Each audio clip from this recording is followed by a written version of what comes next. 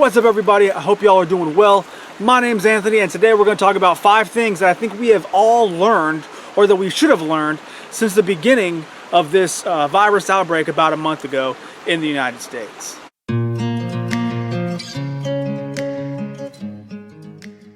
So first things first, I wanted to remind everybody I'm not a medical professional. I'm not a doctor, I'm not a nurse, I don't pretend to be one on TV. So you will not hear any kind of medical opinion from me, and you won't hear anything talking about statistics, facts, whatever, when it comes down directly to the medical field, because that's just not my place. I will, however, talk about things like the economy and where we are all kind of sitting in terms of being consumers and buying products.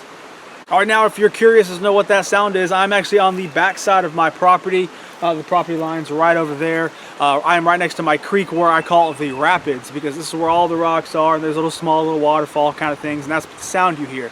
Because I figured we needed to have a little bit of running water, calming sounds to make this video not so stressful, because I'm not trying to stress anybody out. I'm just trying to lay out some facts.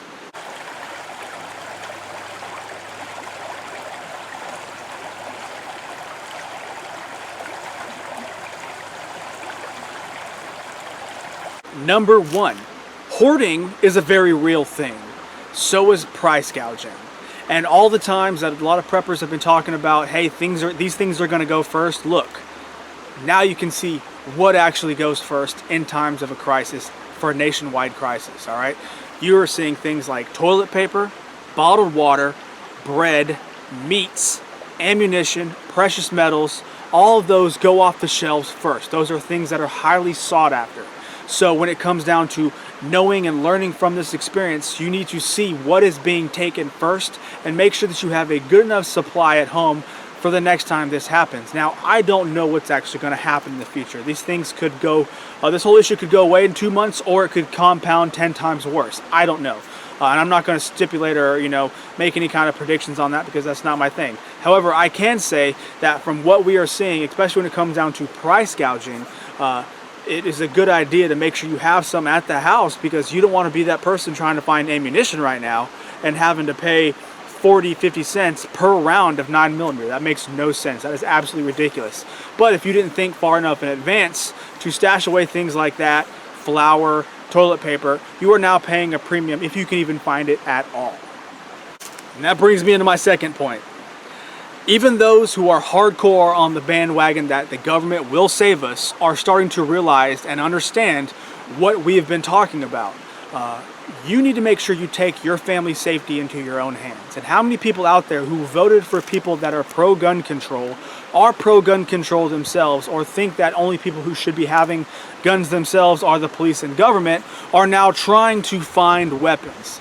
This is absolutely hilarious and sad at the same time. The irony is astounding. People that say you should not have a gun, I have now seen flooding the Facebook and Twitter, I'm not on Twitter, but Instagram pages, wondering where they can buy a gun or buy ammunition, because it's not as easy as they were led to believe. No, you cannot buy a gun offline and have it shipped to your house. You can't, sorry.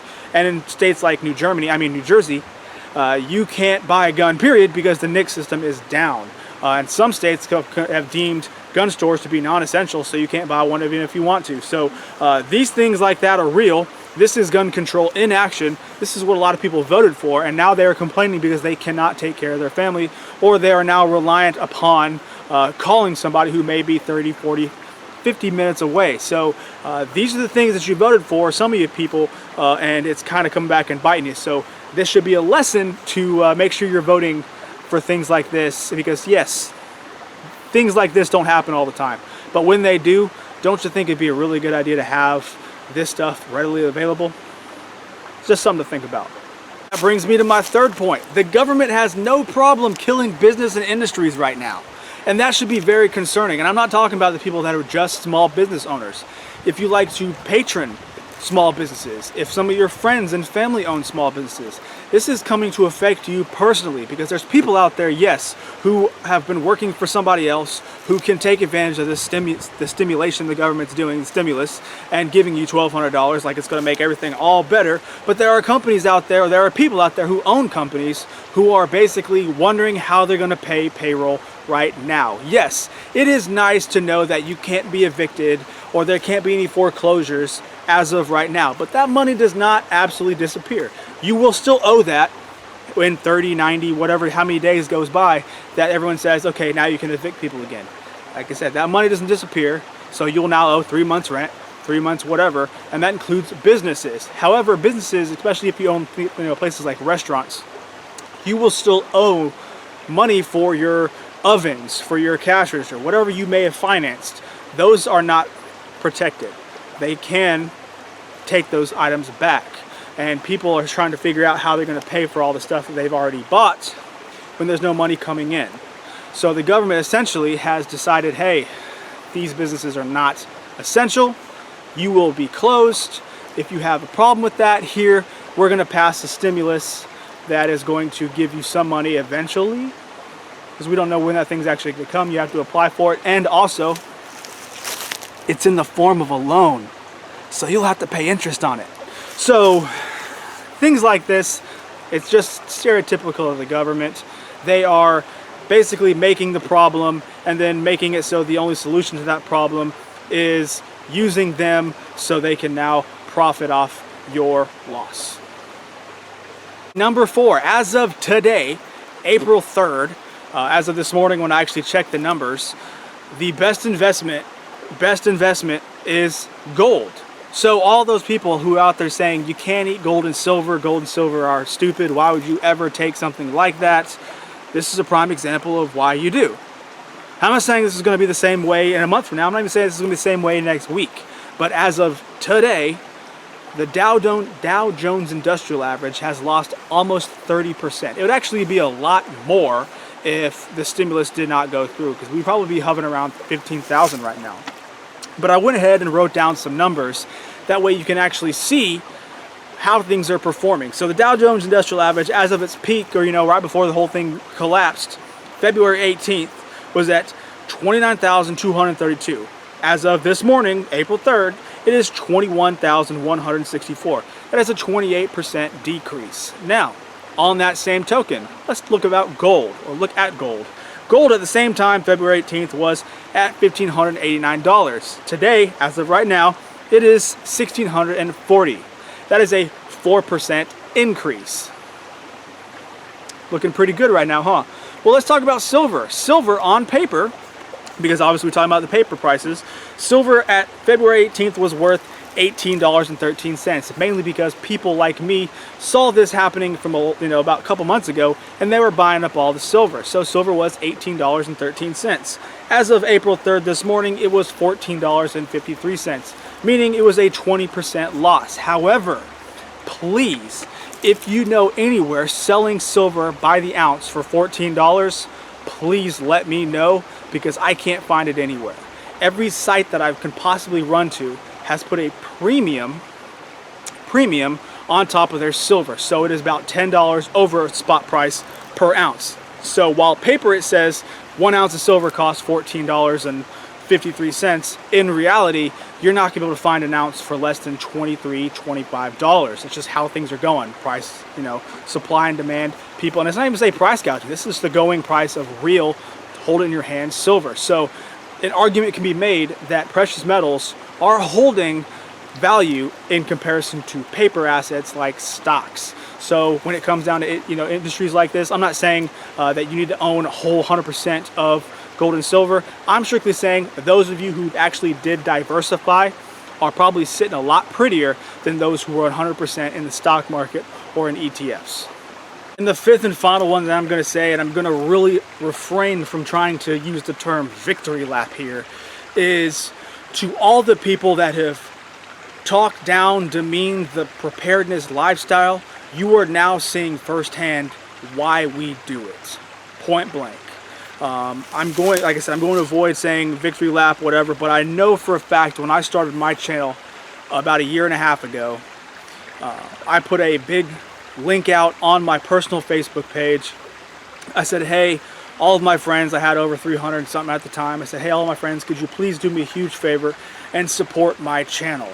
And I think I had maybe 30 out of 300, so 10% of my friends that subscribed. And all of you, I love you to death. You are absolutely aces in my book. However, I find it funny that there was a lot of people who basically ignored it, like they didn't see this happened, pretended that it didn't exist, and then all of a sudden come down time like now, everybody wants to call me and ask me what to do. This is why I made the channel in the first place. That way you can see what I'm doing, so you could mirror it yourself if you would like to. Because now you're seeing when you go to stores, things don't exist. And now you're actually understanding why being prepared is so important, because the panic is real. You're not really, I don't say I'm not really concerned about the situation, because I really am. But I'm actually, myself and other preppers, prepared people, whatever, we're sitting back, kind of sitting pretty, while everybody else is freaking out, wondering if they're even going to be able to get food the next week at the store. Especially after the first of the month and everybody being able to having their cards replenished. So things like this, we can sit back and watch it all unfold. We're not in the mix like everybody else. That's why living this kind of lifestyle is important. And that's why I wanted to make sure I brought it to everybody here who has doubted. I know you probably experienced it yourself. If you are in this lifestyle, you've probably had people doubt you. You have had people say, well, that's stupid, nothing's going to happen. And when something finally does happen, I'm not saying you need to go out there and rub it in their face, but this is a prime example of people not paying attention until they need to. So for me personally, I'm taking the higher ground, and I'm still helping out those people. I'm still giving them advice. I'm still putting out quality information so they can learn how to take care of themselves, even though we are well past the point of being able to get certain things. But being able to help people means there's one less person knocking on your door. So hopefully you are taking the same approach as myself, and you are still entertaining and helping out people. And finally, as a slight bonus, where do I see things going now? It's hard to say. If this does get worse, and like I said, I'm not a medical professional, I don't know, but if this thing mutates again, we are in for some hardcore troubling times.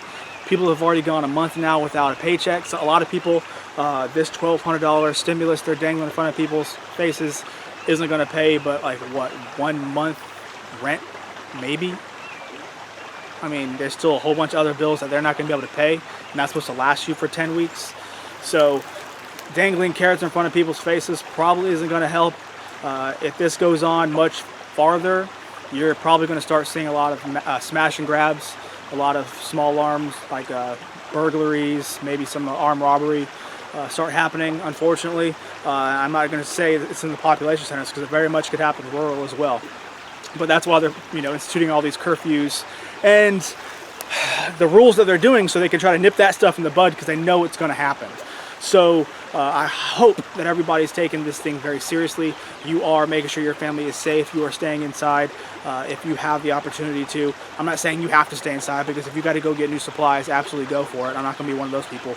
But definitely make sure that you're taking care of yourself. If you have the opportunity, please consider planting a victory garden, a V garden, something so you can maybe at least supplement your grocery bill. Like I said, my whole channel is dedicated to all this kind of stuff. Same when it comes down to cooking for yourself at home. That way you're not at the mercy of restaurants and stores that may or may not be open. But with that being said, I hope you liked this video. If you did, please give me a thumbs up.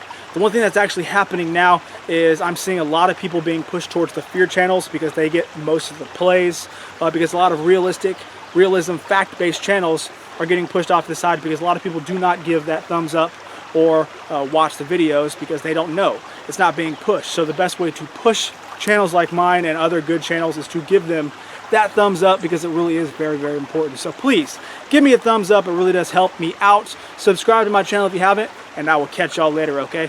Bye.